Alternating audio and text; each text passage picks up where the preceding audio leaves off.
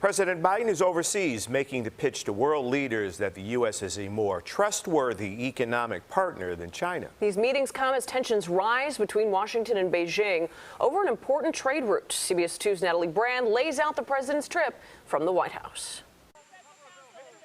President Biden heads overseas Thursday as part of the administration's push to counter China. The president's first stop will be in New Delhi, India, for a meeting with world leaders at the G20 summit.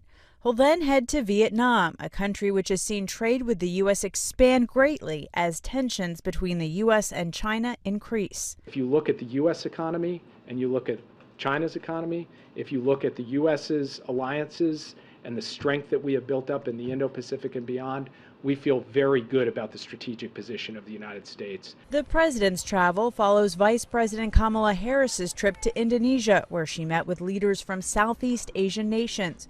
During her third trip to the region, the vice president spoke with CBS News Face the Nation moderator Margaret Brennan. Why are you spending so much time in this particular part of the world? The South China Sea, being in this region of the world, in those seas, 1/3 of global trade occurs. The U.S. has stepped up naval patrols in the South China Sea to ensure that commerce ships can pass safely and freely through the region.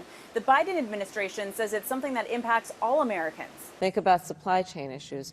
If it is not secure, if it is not open, if there's not freedom of navigation and enforcement of maritime law, what that will mean in terms of impeding supply chains and how that will relate then to the average American. As tensions with China remain heightened, Chinese President Xi Jinping will not attend the G20. He's sending his second in command to India instead.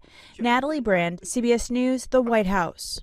While Jinping will not be in attendance at the G20 summit, the White House says President Biden is still hopeful he can have some face-to-face talks with the Chinese leader at some point in the near future.